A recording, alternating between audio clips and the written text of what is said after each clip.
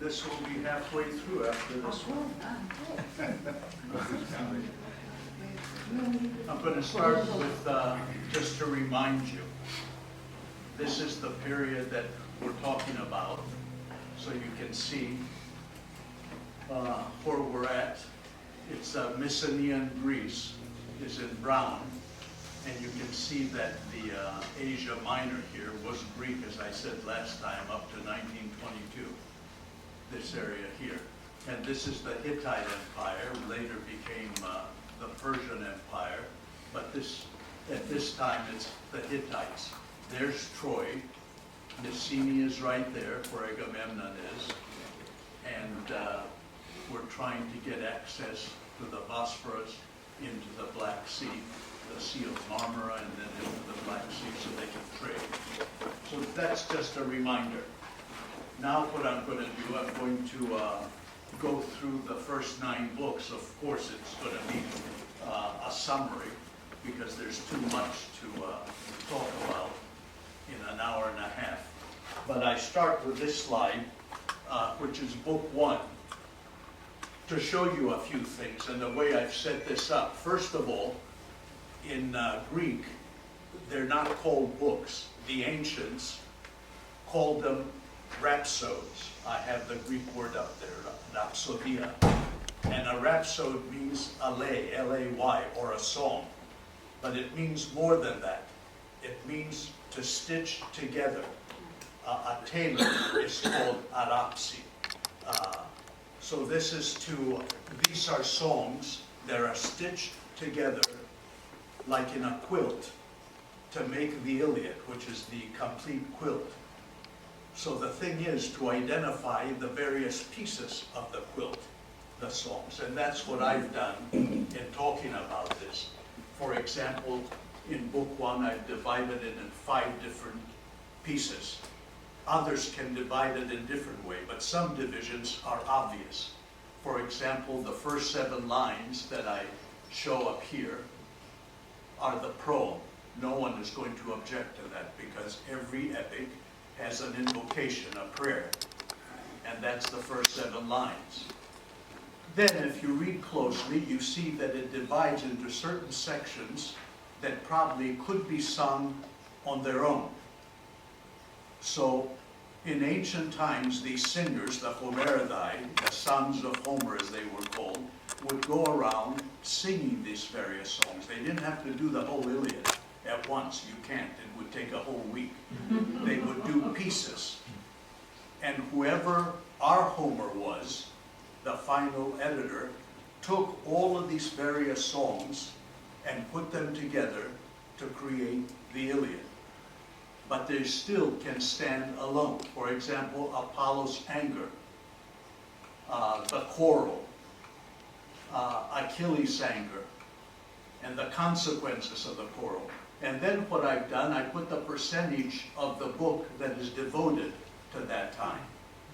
I do that with every book in the Iliad, because that tells me where Homer puts his emphasis in the first book. For example, look at here, the quarrel is 50% of this book 1.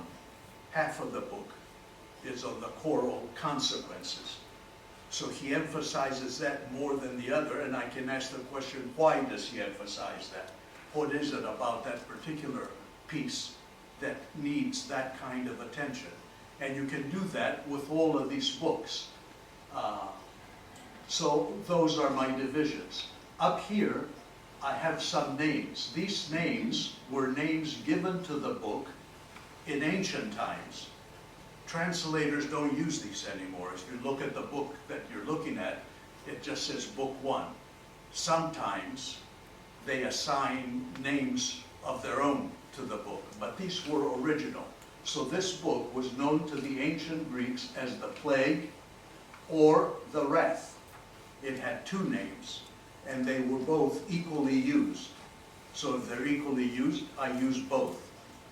It's like, again, the Bible. You have the story of the God creating man from the rib of Adam and God creating man from a fistful of dirt. They were both being used equally. So the Bible includes them both. The same with the Iliad. And it's interesting to have those names to see why they refer to them that way. Now again, in some cases it's obvious. In the first book, it's obvious that most of it has to do with wrath. But the plague is very important too, because as a result of what happens to Chryses, the prophet, Apollo's prophet, a plague is the answer to that, which tells us something about the importance of what is going on, which we have to pay attention to. For example, in the first book, Chryses, the prophet of Apollo, comes to the camp of Agamemnon to request that he be given back his daughter, who has been taken prisoner. And he's offering ransom. He says, I'll give you money. Please return my daughter. She's the only one I have, etc. Agamemnon says, no, I want her for myself. As a result of that, Apollo, whom the prophet serves, sends a plague that begins to kill all the Greeks and their animals and all. When Achilles finally realizes what is going on, he says, we have to find out why the plague is killing so many of us. And he goes and asks and prays. He finds out that Apollo is doing this because he's angry because they're not returning the girl to her father, to his priest. And so that's how the story begins. Now, why is that important? It's important because it gives some justification to what Achilles is doing. He's angry. He has wrath. Why is he angry? Because his girl has been taken from him. He goes to a higher authority to get help. He goes to his mother, Thetis, who is a goddess, and says, this is what's going on. They took my girl when she was given to me, and I can't get her back. So Thetis is going to appeal to Zeus to help out. Well, the same thing is happening to Apollo, to Chryses. Chryses' daughter has been taken. He goes to a higher authority, Apollo. Apollo does something. He sends a plague. What's Zeus going to do? Zeus is going to let the Trojans win for a long time till they have to get Achilles back. Otherwise, they're going to lose. So the story is set up, the beginning, the wrath, the plague is important because it tells us something about the entire Iliad. What happens at the beginning is exactly what happens to Achilles. And then you can't say he's a crybaby for doing what he's doing. He's doing what even Apollo thinks is right. They should never have taken that girl. Now the proem is important because the proem usually sets up the entire story. And it's only 7 lines, so it's interesting to look at that. It starts out, sing goddess, the anger of Peleus' son Achilles. Now, just in that one line, the fact that he says, whoever the narrator is, sing goddess, today would say an author is inspired to tell a story, but not in classical time. Homer is appealing to the god to sing through him the story of the Iliad. Why is that important? Well, it's important because this is an oral society, and in an oral society you still don't have an alphabet, and if you don't have an alphabet, you don't have abstract thought. Homer can't say love made Helen run away with Paris. He has to say Aphrodite made Helen run away with Paris. Aphrodite represents love. She's concrete. L-O-V-E doesn't mean anything unless you have an alphabet. It's symbolic. If you don't have that, you can't think that way. So the fact that he says sing goddess shows that he's kind of a special person whom the goddess is going to sing the story through him. He's going to be the conduit to give us the story. And he says Peleus' son Achilles. That's interesting because it sets up a father-son relationship that is true throughout the Iliad. A father, and it's all about fathers and sons, actually, if you look at it closely. And the fact that he says Peleus' son, Achilles, it also emphasizes Peleus, the father. And what does this wrath do? It causes devastation, which puts pains thousandfold upon the Achaeans. The Achaeans means Greeks. And you notice in the Iliad there are many words for Greeks. They're also called Danaans. They're also called Argives, which shows you that it's not a united country. It's made up of different tribes. And Homer refers to them by these different names. And this anger caused death, hurled multitude of souls into Hades, which became the delicate feasting of dogs and birds. One of the things is that the human body cannot be left to dogs and birds. It has to be honored. As a matter of fact, if you do something to the human body like that, you're going against God, because once a person dies, he no longer belongs to earth, he belongs to the gods. And to do something against those bodies is to act against the gods, which tells you what Achilles is going to do later when he drags Hector's body around the walls of Troy, and how wrong that is.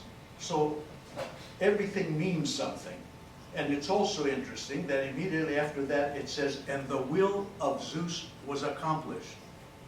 So this whole war is the will of Zeus. He set it up. And that's where the other myths come in about maybe this was a way of getting rid of an overpopulated country, earth, just like the flood in the Bible, because this is the will of Zeus was accomplished.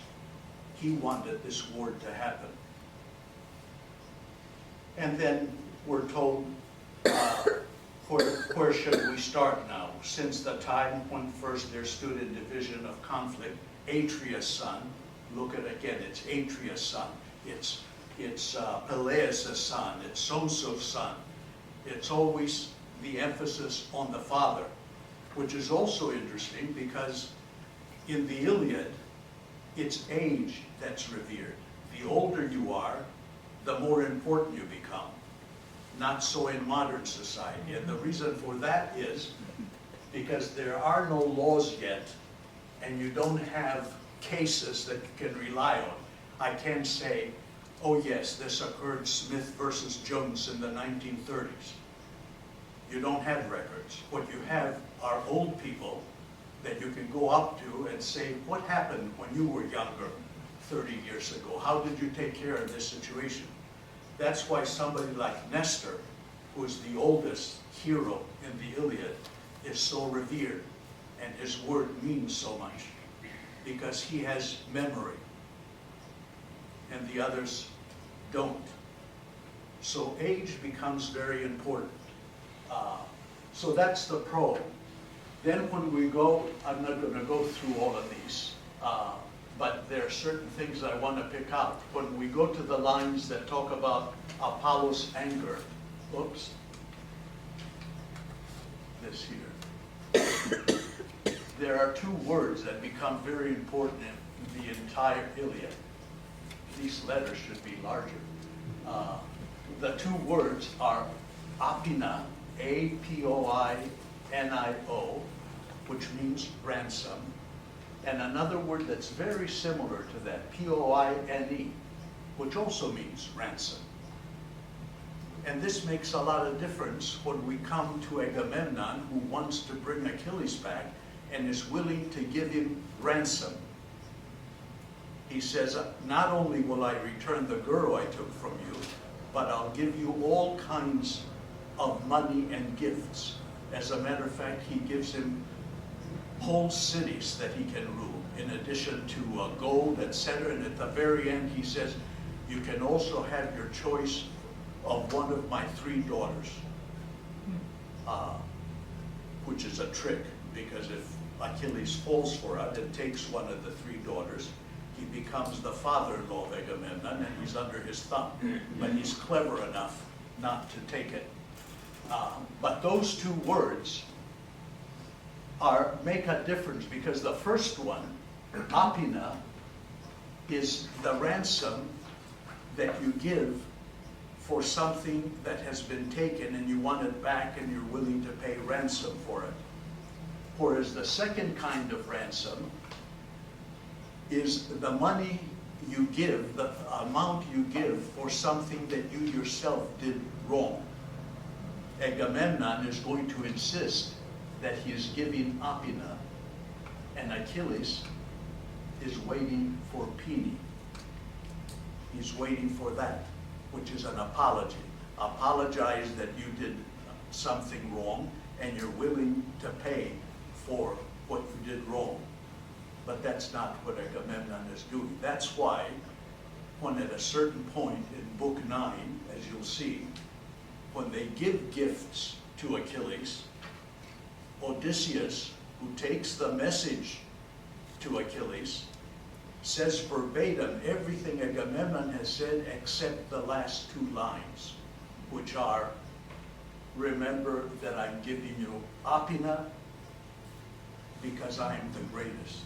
Odysseus is clever enough to say, I better not say that. So he keeps it out. But Achilles realizes it anyway.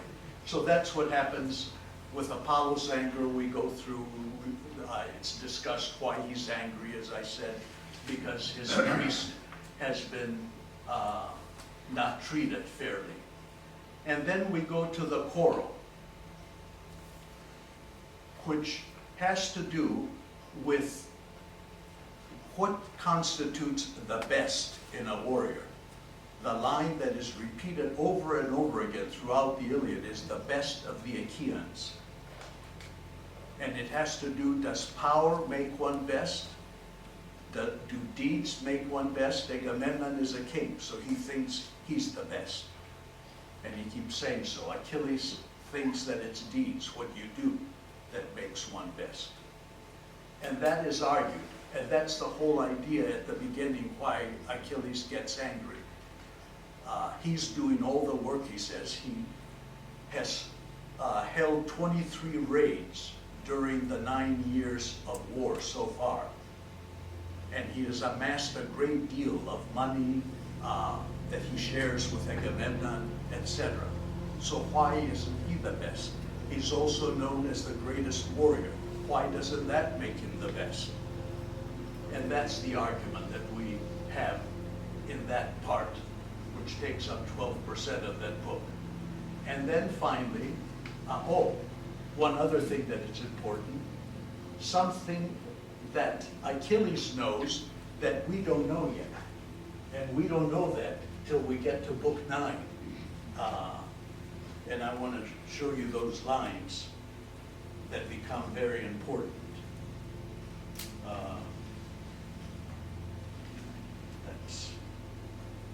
Let me see. I had a mark here. Okay. These lines, these come in Book 9, around 410. Achilles says, a man's life cannot come back again. It cannot be lifted nor captured again by force when it has crossed the teeth's barrier. For my mother Thetis, the goddess of the silver feet, tells me I carry two sorts of destiny toward the day of my death. Either if I stay here and fight beside the city of the Trojans, my return home is gone, but my glory shall be everlasting. But if I return home to the beloved land of my fathers, the excellence of my glory is gone, but there will be a long life. So that's the secret that Achilles has. He can either fight in Troy and die a young man, or he can stay out of the war and live to be a very old man. So why doesn't he do that? Because life for the Greek warrior means to excel in war. And he wants some kind of immortality, to be remembered in the memory of those that are living. And so he wants to do as much as he can to be remembered that way. But if the warrior code under which he lives is destroyed by Agamemnon taking his woman, meaning that if I'm given something by the army, like a woman, that should be forever. That's something that cannot be taken back because that's honor. If it can be taken back, where's the honor? How can it last? And if there is no honor, why am I fighting, since if I fight, I'm going to die? And that's his dilemma. That's why he now is going to sit out the war and say, no, I'm going to leave. There is no honor. I've been fighting under a false assumption, a long code. So he's questioning the warrior code under which all of these warriors are fighting in Troy. And it's because, of his fate. And the interesting thing is, somebody like Hector, for example, who is the Trojan main hero, can fight Achilles at some point, not because he thinks he can win, but because he has hope. He hopes that things might change, that even though Achilles is the stronger, he might win. I mean, the gods might do something and make him a winner. It happens all the time. So people have hope. Achilles doesn't have hope because he knows his fate. He is going to die if he fights in Troy, and he's going to live if he doesn't stay in Troy. And that makes a lot of difference, the way he looks at things. So that's what's happening there. And then when we go to the next part here, which is his anger, it talks about the things I've just been saying, but it introduces another important character, Nestor. And Nestor has a great deal of influence. Nestor is the king of Pylos.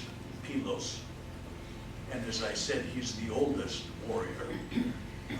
He likes to talk about his past constantly,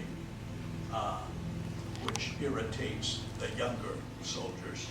But this is his excellence, his aristia, because what he did happened in the past. So he likes to tell the stories of his past, which gives Homer an opportunity to digress again and to go off. And we get a lot of myths, older myths, through Nestor. And then the larger part of the book, which is 50%, the consequences, we get the return of the daughter.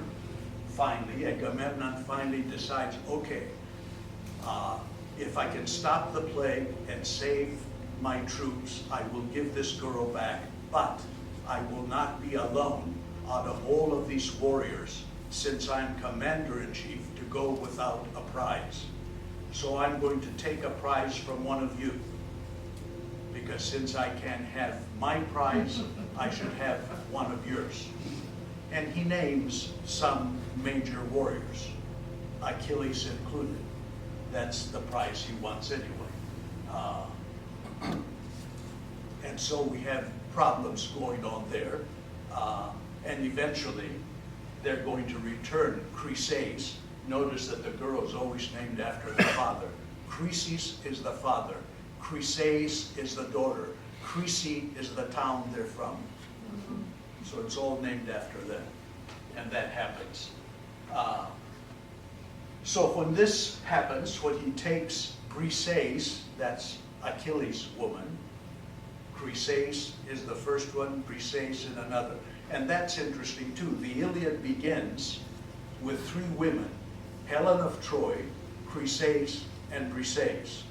The Iliad ends with three women, Hecuba, the mother of Hector, Andromache, the wife of Hector, and Helen. Helen is the first to be mentioned in the Iliad, and she is the last to be mentioned in the Iliad. So there's parallelism there. And even though this is a patriarchal society, and women don't have much to say or a place, the Iliad does depend on the three women that start it all and the three women that see it end at the end, which is interesting. So the question now becomes in this 50% section, why does Zeus grant Thetis, the mother of Achilles, what she wants? She goes to Zeus, that's her, and that's Zeus. She goes to Zeus to beg him to let the Trojans win till the Greeks get so desperate that they ask for her son to come back. Now, why would Zeus grant her such a thing? And again, the audience knows their story, but we don't, as readers, till much later. It seems that Thetis, that Zeus at one time was in love with Thetis, and he wanted her as his wife. But a prophet told him that if you marry Thetis, she will bear you a son that's going to depose you, because he will be more powerful than you. And if you know the story of Zeus, Zeus deposed his father. Before him, there were three generations of gods in the Greek pantheon. It starts out with the sky and earth, Kronos, and then it comes to his father and his wife Rhea, and in each case the son deposes the father till finally Zeus is the third generation of the gods, and there are no more after that. So a lot of things happen in threes because of what I just said. There are three generations of gods, so three is the magic number throughout. As a matter of fact, in a genealogy, it's the father, the son, and the grandson that counts. After the third generation, it doesn't really matter too much. It's the three generations that count. If you have a great-grandchild, that's a little far from you. It's not quite part of your circle, according to the Greeks. So Thetis goes to Zeus, and you notice in this painting by Ingres, the greeting for a god or anybody important. You put your right hand on the god's knee and your left hand under the chin. And some say you do that because you can tug Zeus's beard, because if he goes like that, it's a consent. Yes, you kind of help a little bit. But that's the greeting they follow. And when you go to the Odyssey, which is interesting because of this, when Odysseus meets a mortal girl, Nausicaa, and he wants to greet her, and he doesn't know whether she's a goddess or a human yet, because he's been traveling for 20 years. He questions, do I approach her and put my hand on her knee and my other one under her chin? What if she's mortal? What is she going to think me touching her knee? On the other hand, if she's a goddess and I don't do it, will I be punished for not greeting? So he has to decide how he's going to approach her. And it becomes a very interesting passage what he comes up with, and shows how clever he is. But that's the greeting. So that's why Zeus is going to listen to Thetis, because he owes her.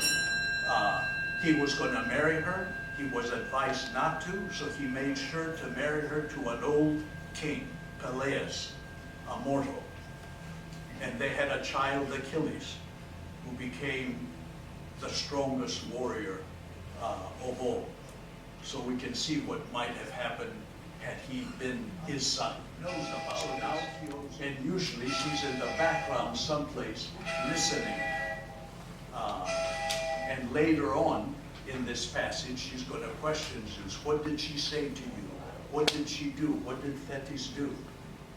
So there's always bickering between the few, and that's used for comedy in a way. There's always a scene, as we have here, the quarrel on Olympus.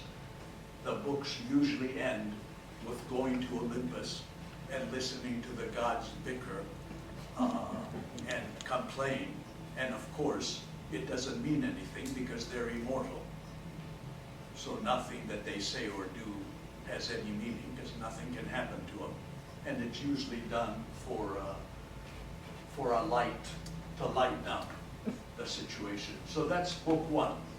Now when you get to book 2, which it goes by 3 names in ancient times: Dream, Trial, and Boeotia, which is a place. But what happens here is to introduce now more characters. These first books, up to book 8, are introductory books where Homer tries to weave in the story of the 9 years previous to what is going on right now. But he tries to do it as it's happening now, as if it's a continuous narrative. But he tells you these various stories to bring you up to speed before he continues with his 53-day narrative. The Iliad is only 53 days long. So we introduce, at the beginning, we introduce Odysseus, who comes into the picture, and Thersites. And Odysseus in the Iliad is not a great warrior. He's about number 9 if we rank him. But he is mostly an advisor. They honor him because of his mind. And you see that in this first part of book 2. Because Agamemnon has a dream. It's Zeus now getting underway, trying to do what he promised Thetis to help her son. So he sends a dream, and a dream has to be concrete, as I said. We don't have abstractions yet. So a dream comes and stands by his head and tells him that he's going to win the war finally. And he's to go out and tell the troops to get them all riled up so they can go and fight. But what Agamemnon does, he thinks he's being clever. He's going to use psychology on his troops. And he goes to the troops and says, I think we're not going to win. So why don't we go home? Thinking that the troops are going to say, no, we're not. We're going to stay here till the end. Well, they don't. They rush to the ships because they've been here for 9 years.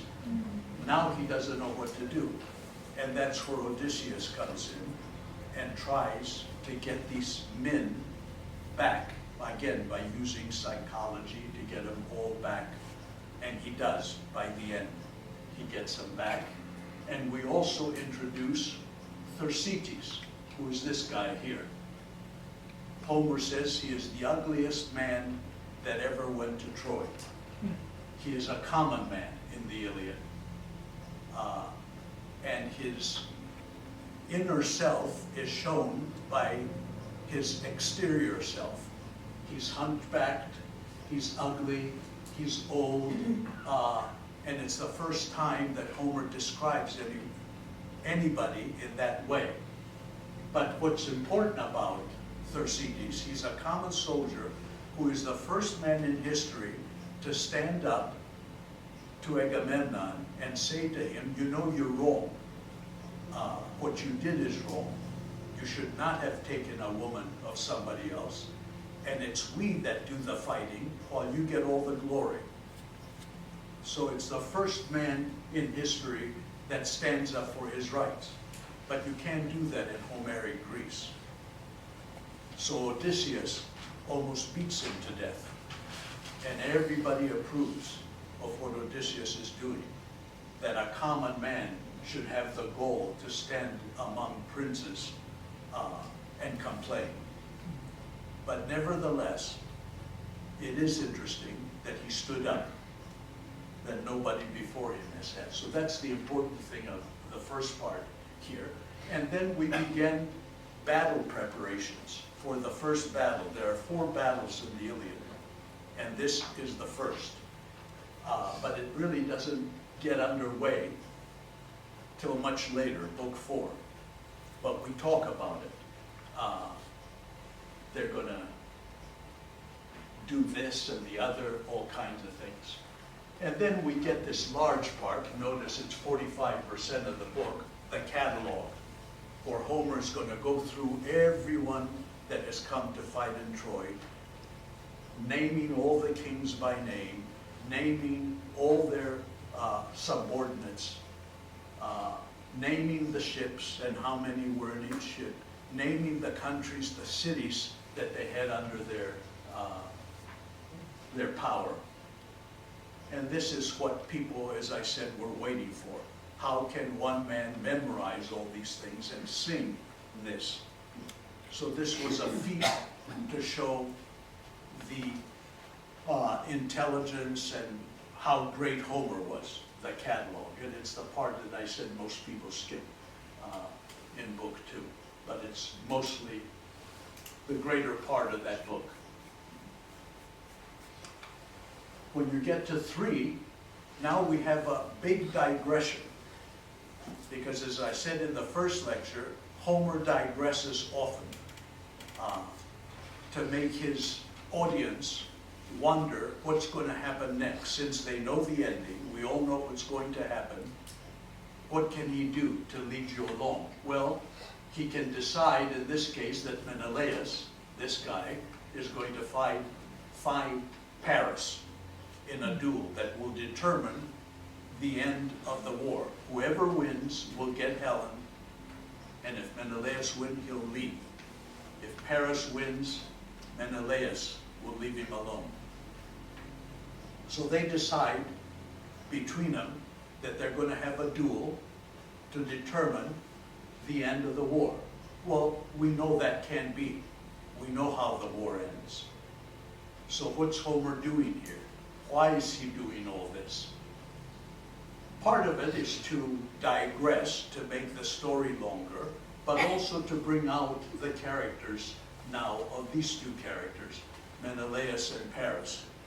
And the interesting thing in the Iliad is that you're never quite sure how these characters feel, because they change. Here, Paris is shown to be a coward because he runs away.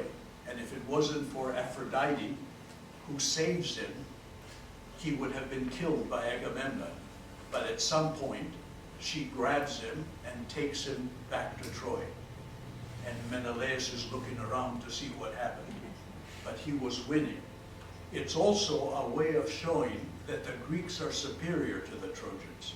Because in every case where he introduces a major Greek warrior, that Greek warrior is shown to be superior to the Trojan is fighting, whether it's Paris or Hector. Hector is reserved for Achilles. Achilles has to fight Hector at the very end, so no one else can kill him.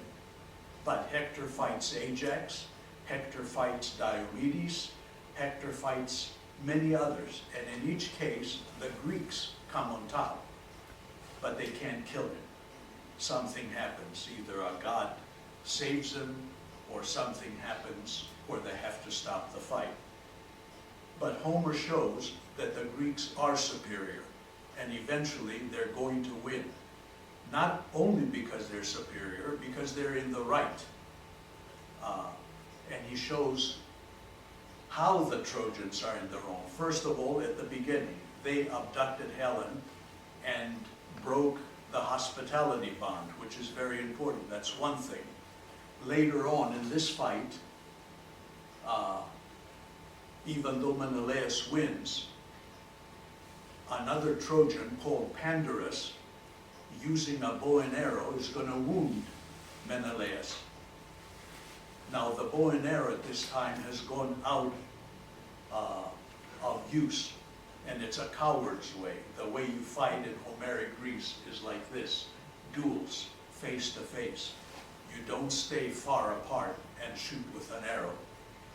But again, here is a Trojan that comes into a duel that has been sanctioned by both sides and shoots at Menelaus. That's wrong, and that has to be punished eventually. So again, it shows the Trojans are wrong. And Homer piles these incidences up.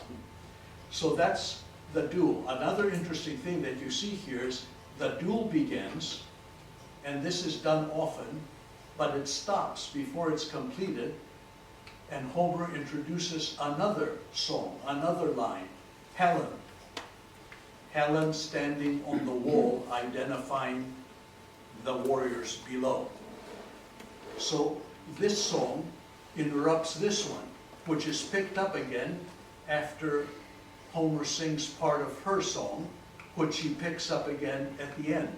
Now that gives variety, and it makes you wonder what's going to happen next, because he takes it to a certain point, stops, goes to something else, comes back, and picks up the one before it. And this is a pattern that you use throughout the Iliad.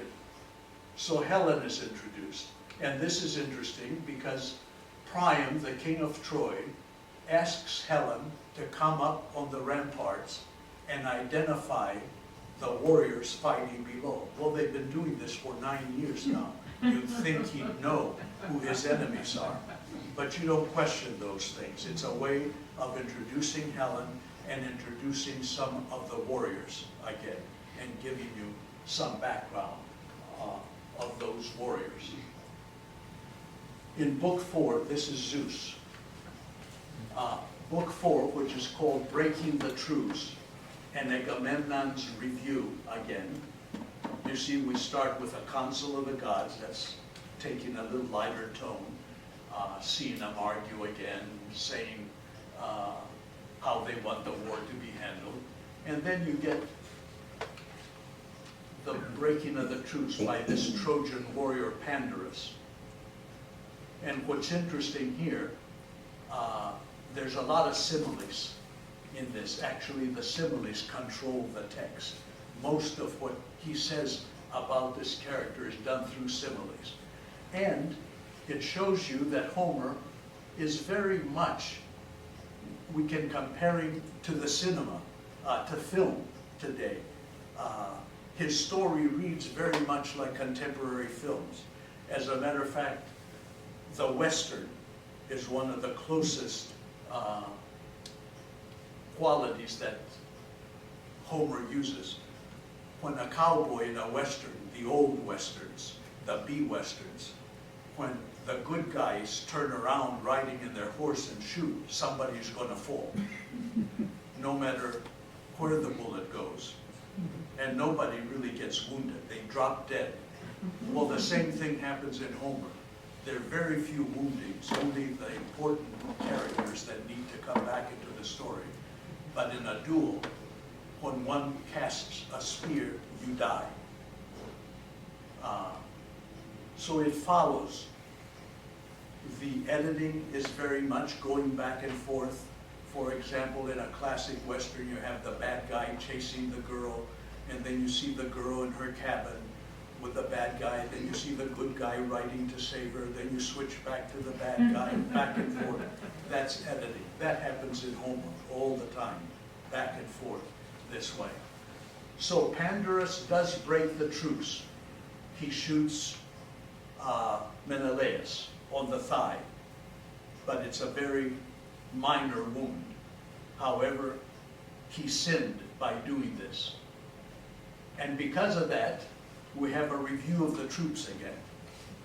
We're going to get ready to attack now, but Agamemnon is going to use the same kind of tactics a little differently.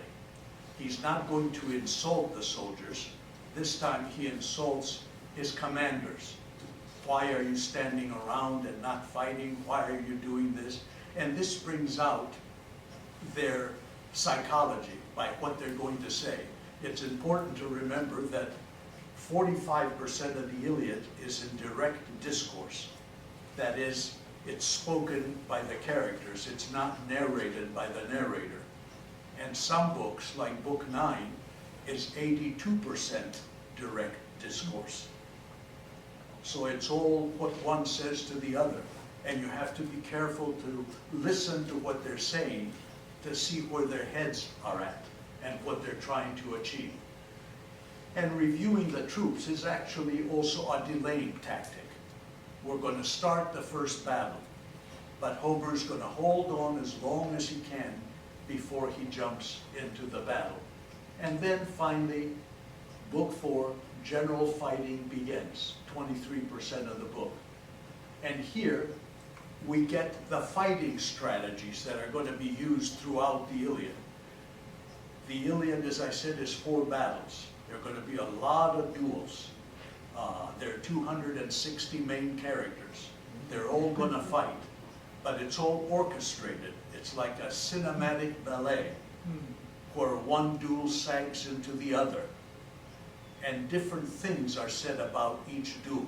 If there are 21 things that can be said in a duel, Homer is going to pick and choose certain numbers so he can use a variety. And you begin to see that here. And there's one that I thought is interesting that I was going to show you as an example. This character, Simoisios, is just a common soldier that comes to Troy and is killed right away. So that's his part in the Iliad. But even though he has a very minor role, 2 lines or 3 in a book of this size, it's very telling. Okay, this, in your book, it's on,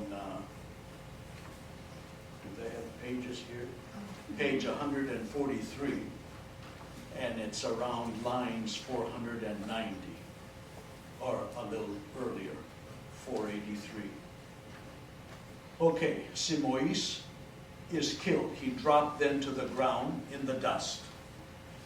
That does it for Simois. Like some black poplar, which in the land low-lying about a great marsh grows smooth, trimmed, yet with branches growing at the outermost treetop. One whom a man, a maker of chariots, fells with a shining iron to bend it into a wheel for fine wrought chariot, and the tree lies hardening by the banks of a river. Such was Enthymion's son. Again, notice it's the father. Enthymion's son, Simoisius, whom illustrious Aias killed. Aias is Ajax. Ajax kills. And you get this little description, which is all you hear about this character. That's called a necrologue. Something that we say about somebody to die. But what he says is interesting. He falls like a black poplar. The black poplar is usually a tree that's associated with death. But it stands tall. It stands erect, which in the land low-lying about a great marsh grows smooth, trimmed, yet with branches growing at the outermost treetop. There's some dignity to it, which the tree is compared to this warrior. One whom a man, a maker of fashion, a maker of chariots, fells with a shining iron. The tree is going to be used to make chariot wheels for chariots for the war. Here's a man that dies in the war only to serve the war, because his death just means more chariots, more tanks are going to be built. So it's a comment against the war itself by saying this about him. And the tree lies hardening by the banks of a river, just like the body lies hardening now before the tree is going to be used for wood. Such was Enthymion's son Simois, whom illustrious Ajax killed. His father's name is Enthymia, which means flower, which means spring, which means renewal of life. So all of those associations are given as this soldier, who is named only once right here, dies. And then it goes on to say some other things that are interesting. How they're beside a brook, and how he'll be missed by his mother, etc. But it's this sort of thing that Homer does as the duels go on. Everybody gets a line, at least, that somebody is waiting for him, that he has somebody that likes him, which makes it very poignant about all of these nameless, they have names, but all of these nobodies that fall in the battle. And you get many of these now, many of these necrologues as we go on. Diomedes, who is the young warrior. This book is one of many that is devoted completely to one of the warriors. It's called the Aristia of the warrior, the excellence of the warrior. That's why it's called Diomedes Aristia in Greek, to show his excellence. He becomes the surrogate of Achilles. While Achilles is absent, sitting out the war, he represents what Achilles would have been like had he stayed in the war. How a true warrior should really act in battle. And that's what we understand in this book. It starts out, he excels in the battle. We introduce Aeneas, who is another Trojan warrior. Pandarus is killed. He kills Pandarus, who wounded Menelaus. He is such a great warrior that he even fights the gods. He wounds Aphrodite, even wounds Ares, who is Mars. I'm using the Greek name for all of these. Aphrodite is Venus. Ares is Mars. Zeus is Jupiter. So we get all these introductions because he is given the right by Athena, the goddess of wisdom, to be able to tell whether he's fighting gods and men. And Athena tells him, don't fight any god except Aphrodite. She hates Aphrodite because remember, it was Aphrodite that was given #1 in the contest. So both Hera and Athena hate her. So any chance they get, they're after her. So you see him fighting for 50% of the book. It's all on his fighting. And then we get some others. Again, he breaks it up a little bit. We go from the fighting to the Olympians defending the Trojans, which means now the Olympians are beginning to put Thetis' wishes to work. Zeus has decided that he will help Thetis by having the Trojans win to give more clout to Achilles. So this is what happens here. And there's some other things that go on which I didn't mention here. And then again we end up with the Olympians trying to defend the Greeks. Athena will not stand that her father Zeus is giving the power to the Trojans, and she always tries to interfere when she can. So that again delays the story. If Zeus had his way, he'd let the Trojans win up to a point till they put fire to the Greek ships, till they fire one ship, after which Achilles will return and we can continue the story. But it's always delayed because Athena and Hera, Zeus's wife, interfere, and they're the two goddesses that hate Aphrodite. At the end, we return back to Diomedes at the end of the book, because now he fights Ares, he fights the god of war, and wounds him. And he goes crying to Olympus, to his father, and Zeus tells him not to be such a crybaby, and of all the gods, he hates him the most, which means he really hates war and what he stands for. So this is an anti-war poem, and even though there's so much fighting going on throughout, the emphasis is on what war does to people, how it destroys families. That's why you get those little necrologues of Simois, and they're very touching. Book 6 is one of the important books in the Iliad, one that is often read to the exclusion of the others, because it's a very touching book. And this is where Hector gets a much better press than Achilles, because it's more of a love story. This is the book in which Hector will leave the battlefield and go to Troy to ask his mother to pray to go to the temple and pray that they win. And he meets his wife Andromache, and they have a little baby. And a lot is made between the baby, who doesn't recognize the father because he's still wearing his military gear, and the father takes his helmet off, and the child recognizes him, and he hugs him, and they all laugh. Very touching, and people love this sort of thing. It's very modern family thing, but it's also very symbolic, because Hector's helmet never comes off. It comes off in this scene, where he lays it on the earth in order to hug his child, and it happens at the end when it falls off when Achilles kills him. So by taking his helmet off and laying it on the earth, it's a premonition of what's going to happen later on. So that's part of this. We continue this first battle. Hector leaves. Again, we see there's Greek superiority. Once the gods are absent, if they're doing something and they're not looking at what's going on, the Greeks always are superior in war, which tells us that without the gods' help, the Trojans are no match for the Greeks. It's only when the gods are there to help that the Trojans excel. And there's an interesting little aside again, which I want to show you, because this happens often.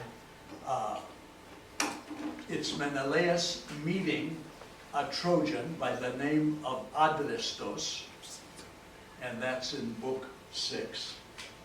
He meets him, tells you something about the characters, how Homer uses psychology throughout these books. Let me see, around 45. This is book 6. It's over here earlier. Okay. Menelaus, with a far-shooting shadowed spear in his hand, stood over him, stands over this Trojan, ready to kill him.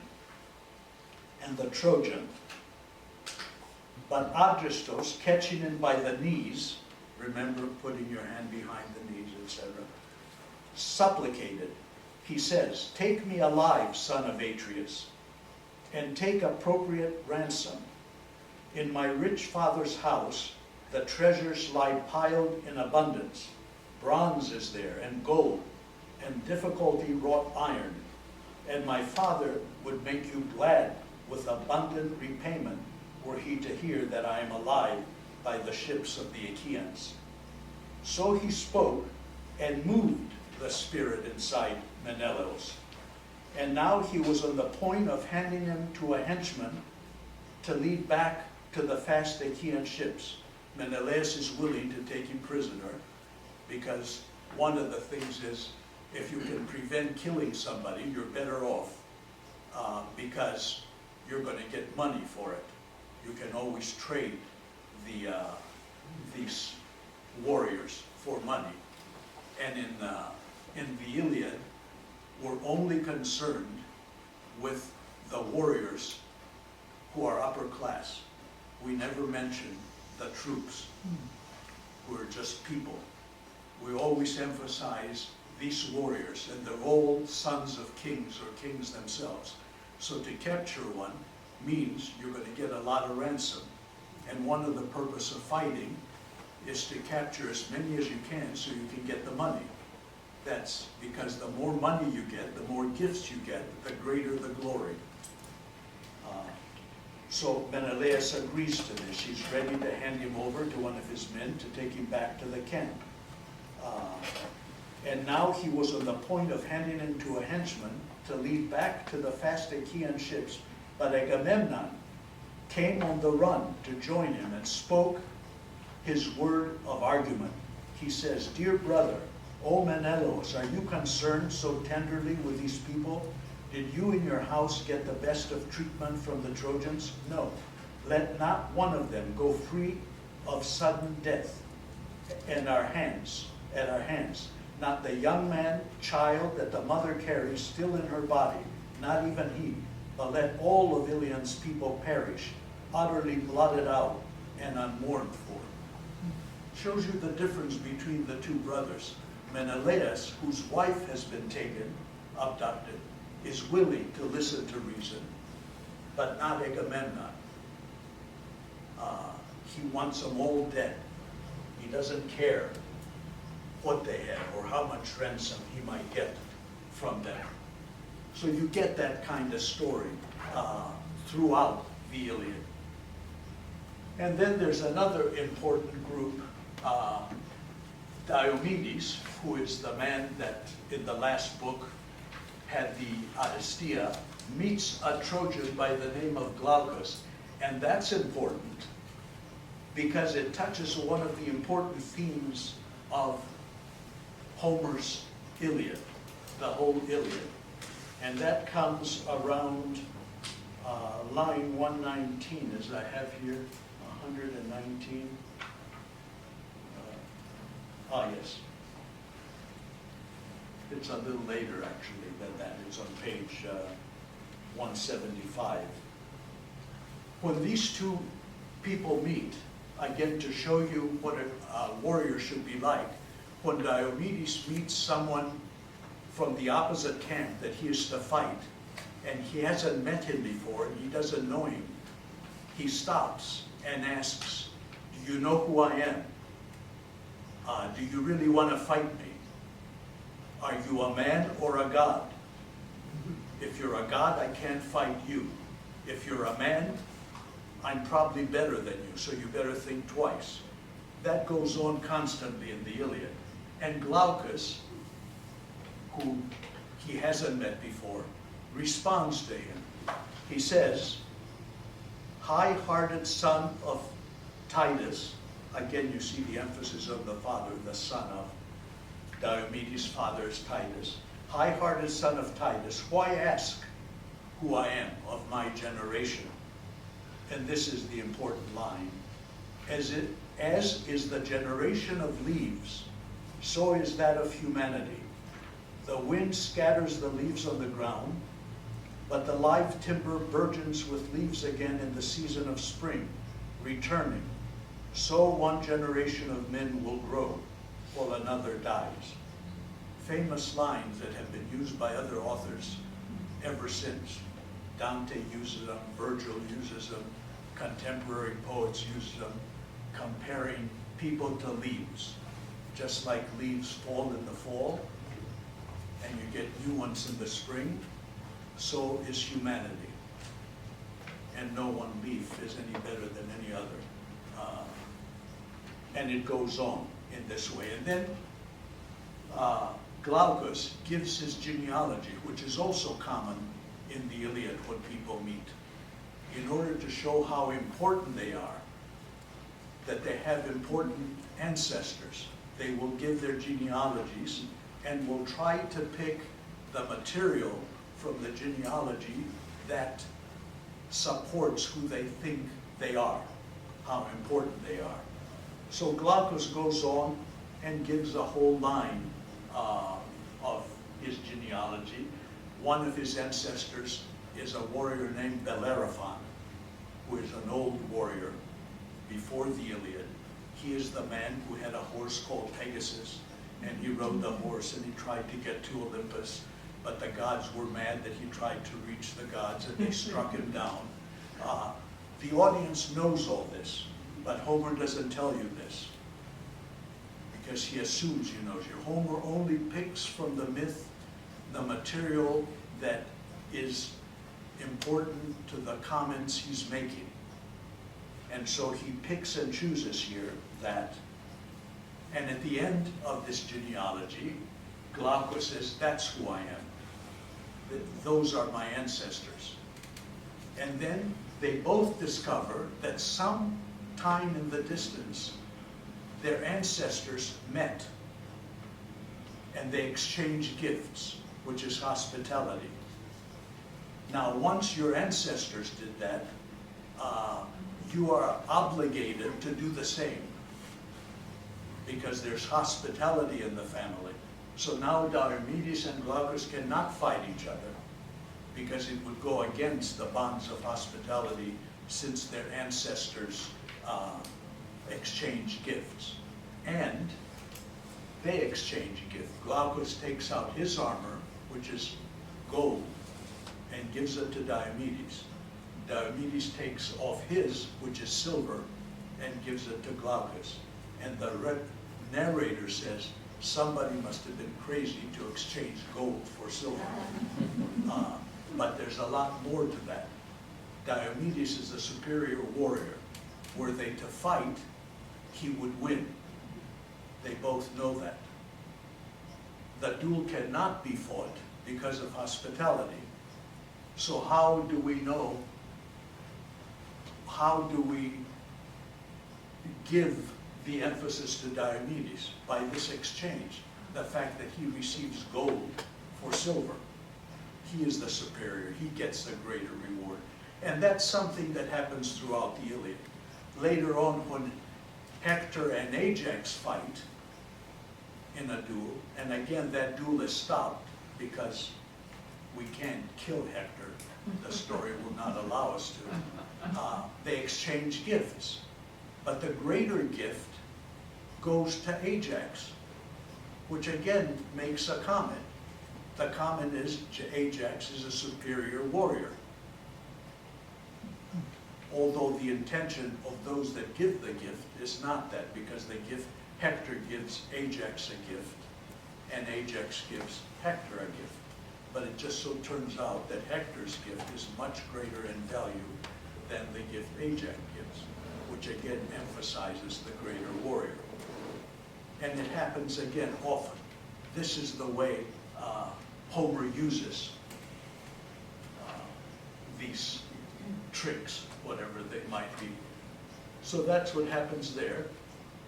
Then when Hector finally, and this is 56% of the book, the larger part of the book, is Hector's visit to his home, which introduces the women, the Trojan women, and the emphasis of Hector and Andromache, which is a very touching story, because Andromache herself is a war prize that Hector won. It was Achilles that killed her father and was the cause of her mother's death, and killed all 7 of her brothers. And yet she doesn't blame him. She's the only woman that says that's what war is like. And actually she thinks well of Achilles, because after killing her father, he honored him. He honored his body. He had him cremated. He gave him the honors due to a commander. So she has nothing bad to say about him, whereas all the other women do. Hecuba, for example, says, I wish I could eat his liver raw about Achilles for killing her son, but not Andromache.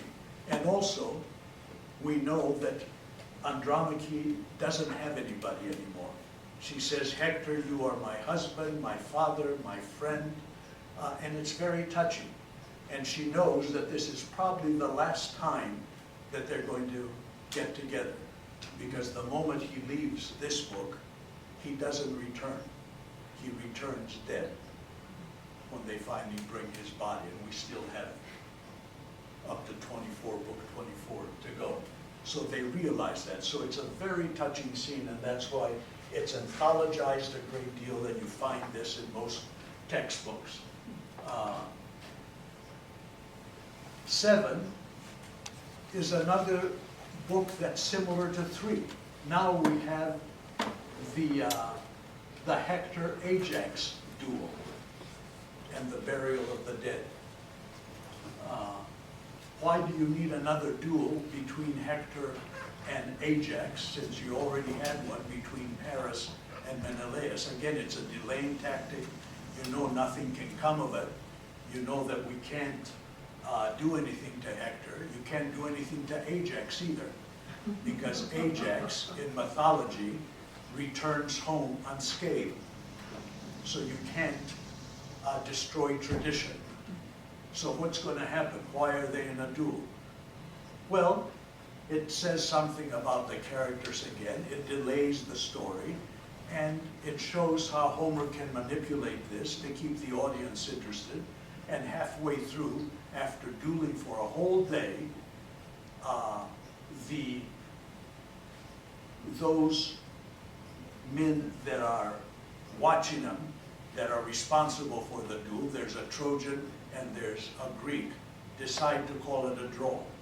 It's interesting that the first one to call it a draw is the Trojan, which also says something because he sees that his man is not doing so well. So he better do a draw. There are all these subtle little things going on. So they stop the duel and they exchange gifts, and the story goes back where it should be. We go right back to where we were before. But you introduce people, you see more fighting, then comes Hector and Paris finally come back into the battlefield. Remember, Paris was taken away in Book 3 in his duel by the goddess Aphrodite, and he was sent home.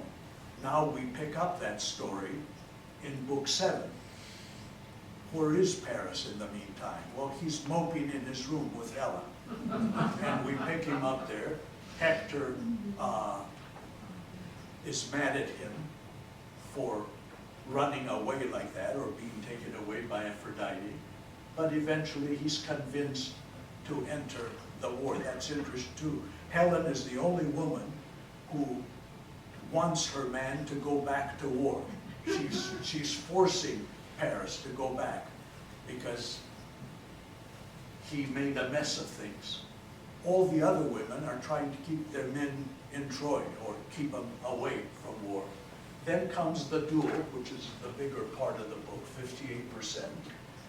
And then we skip a lot in order to go to the men being buried.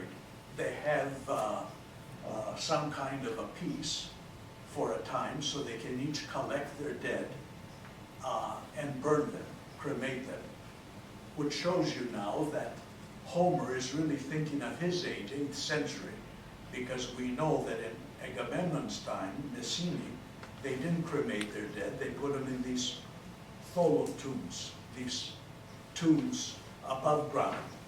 They buried them. But in Homer's time, in 8th century, they cremated. So he confuses the Mycenaean period with the 8th century that he's composing in. Just when I said previously that iron, he talks about iron at the same time that he talks about bronze. Well, iron wasn't around in Mycenaean times, but it is around in the 8th century. So those are confused. And again, you see how he switches things and goes back to pick up the story. So there's 23% of the book we talk about burial, picking up people, talking about them. And then we also have the wall, the building of the wall, which is interesting. This is the 10th year of the Trojan War, and you'd think they would have thought of building a wall before 10 years, but it wasn't necessary then. Homer needs it now, and when he needs something, that's when it pops up. So they build a wall. It's built in one day. And there's an interesting thing again that comes, little comments that Homer throws out at various points. At this particular time, as they're building the wall, Poseidon gets upset. Poseidon is the god of the sea. And he says, you know, I'm responsible for building the walls of Troy. If the Greeks build a wall of their own to mark off their ships, they're going to have greater honor than I'm going to have. I built the wall that should be remembered, not the Greek wall. And Zeus responds to him, which is a response that Homer wants us to be aware of. He says, what a thing to have said, earth shaker of the wide strength. Poseidon is called earth shaker because he's also the god of earthquakes. So what a thing to have said that you're not going to be remembered. Some other one of the gods might fear such a thought, one who is a god far weaker of his hands and in anger than you are. But the fame of you shall last as long as dawnlight is scattered. Come then, after once more the flowing-haired Achaeans are gone back with their ships to the beloved land of their fathers, break their wall to pieces and scatter it into the salt sea, and pile again the beach deep under the sands and cover it. So let the great wall of the Achaeans go down to destruction. Nothing that mortals make is forever. That's what he's saying. So eventually the war is going to end. These are mortals. They're going to die off. They're going to leave. Just cover everything up with the ocean, and nobody will ever know they existed. Which is a theme that he mentions often throughout. And that's where the Iliad becomes important, because of these little comments throughout. The leaves, humanity is leaves. Mortality is something that is not lasting, and you don't really have to worry about it that much. And also he's making a comment. What does all this mean? All this struggle, all this death? On someday, 100 years, 1,000 years from now, who's going to remember anything like this? And it's also a comment on Homer, because at the same time he says, my book is going to remember all that. That's why he's important. Otherwise, everything would be lost. Book 8 begins the second battle. All this time we're fighting the first battle. Now with Book 8, Zeus really gets underway and says, I have to now keep my promise to Thetis. I have to get the Trojans winning.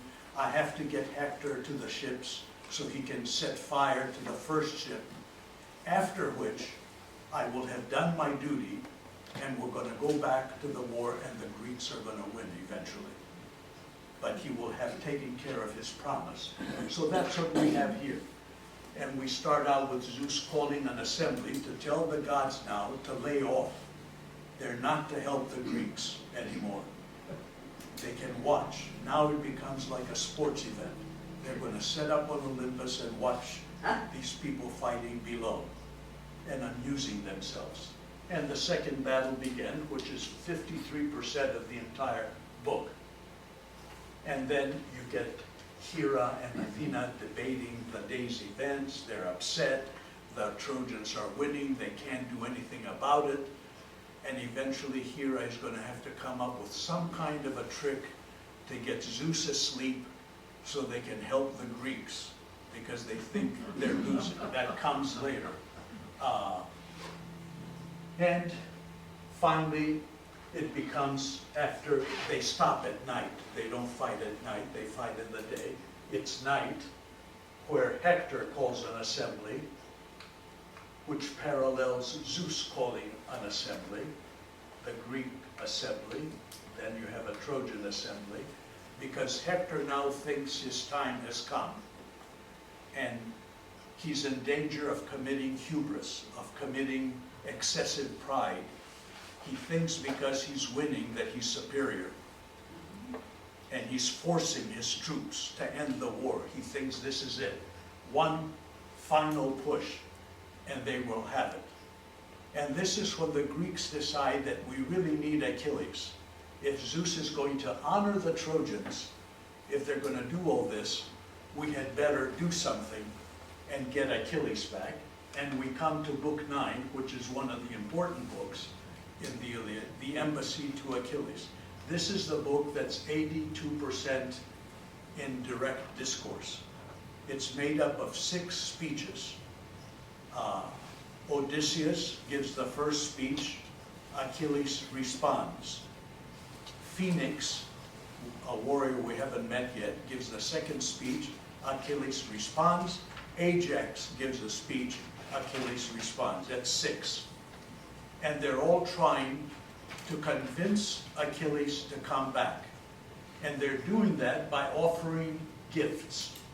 And the gifts, remember, are apina, as Agamemnon calls them. They're ransom, a certain kind of ransom.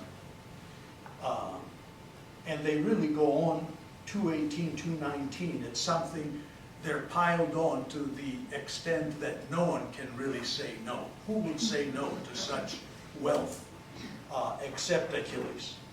And of course Achilles says no because he knows that it's between life and death.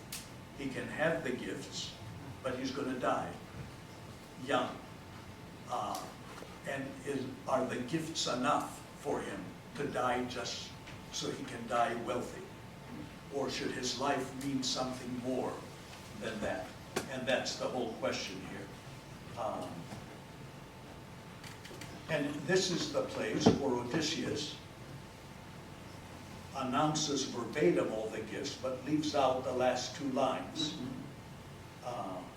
which say, let me see if it's,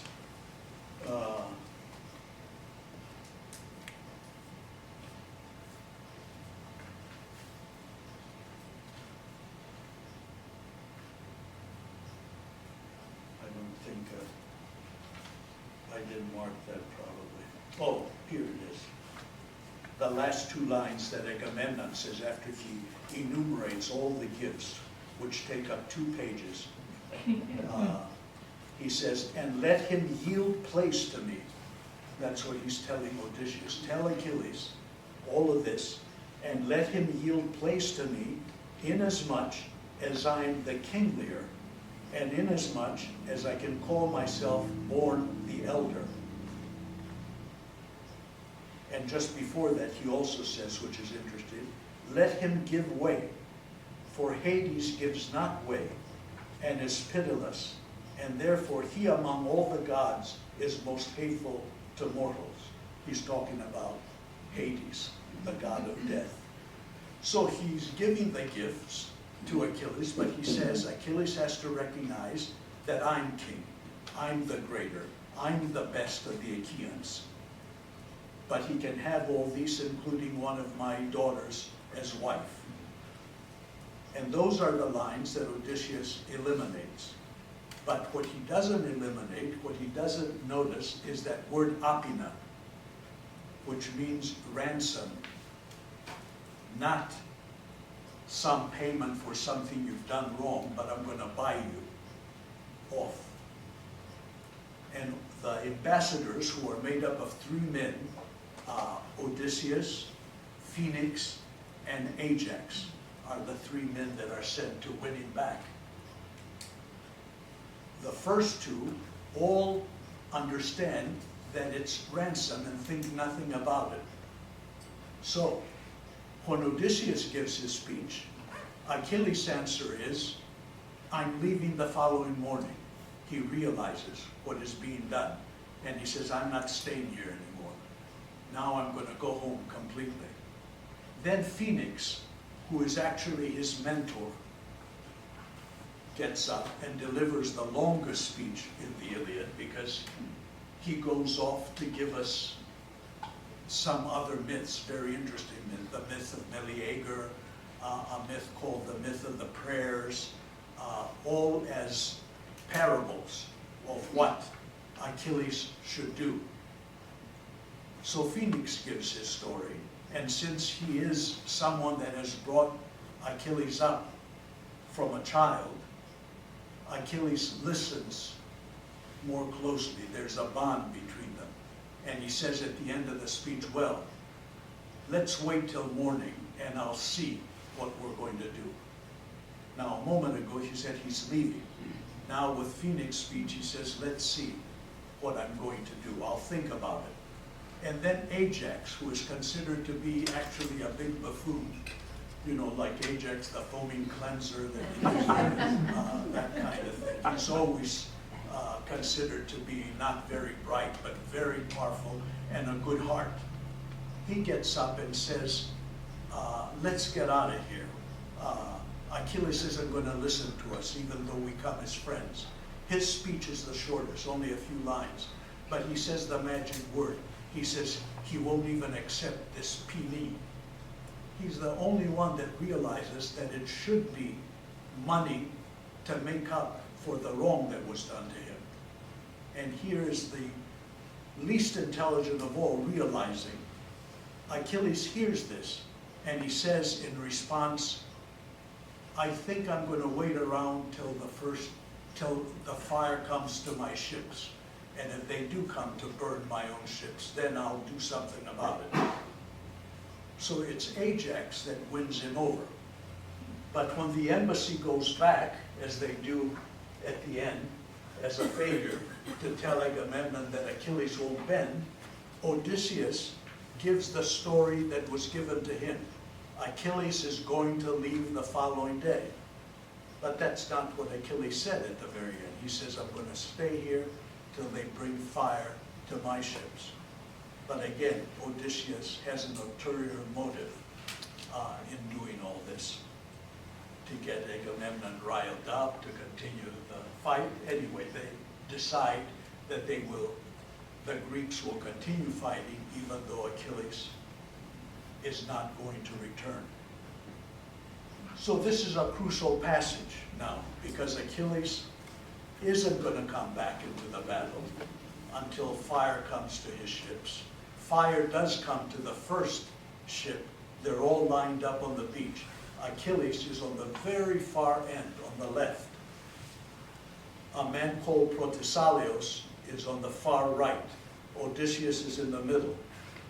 So the Trojans are closer to that ship, and they set fire to it. Achilles knows that by the time fire comes to his, they're going to have to burn everybody else. So he doesn't mind saying, I'm going to stay till fire comes to my ship. So now we wonder what's going to happen. And what happens next time, which changes Achilles' mind, is that Patroclus, his best friend, gets killed. So he forgets his anger, Achilles forgets his anger, and wants revenge. So the theme changes from one of wrath to one of revenge. Now he wants to get Hector, who is the commander of the Trojans, because it's Hector who killed Patroclus. And that's what happens in the next set, which takes us, 9 more books to get there. And there's a third battle that comes up, and then there's a fourth. So there's a lot of fighting, which bores people because they think, oh, it's just a lot of killing. And a lot of it is very gruesome. Homer seems to know anatomy. Yeah. And he does some things that really makes you sick. Spears go into people's jaws, come out the other side, eyes pop out on the earth, all kinds of things. But he's doing this to show you how ridiculous war is and what it does to people, and that it achieves nothing. So it's an anti-war poem all the way, although when we read it, people think that we're glorifying war because there's so much fighting going on. But he has all these things happening in between. So this is a book that needs very careful reading, because a lot of what they say brings out a great deal of what these characters think and how they think. And it's interesting that at a period where there is no such thing as psychology yet, there's so much psychology in this book. And that's it, I think. There's Fred Scorsese.